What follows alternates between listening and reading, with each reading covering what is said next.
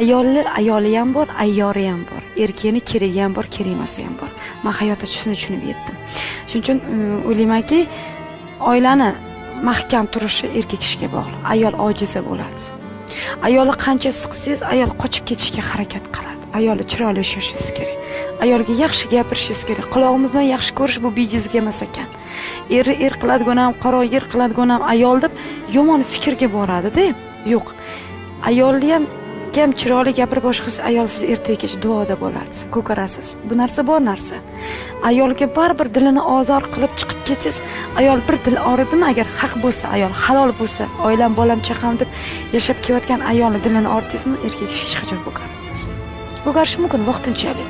Shuning uchun bizga ikki og'iz shirin gap. Onajonisi, siz yaxshisiz.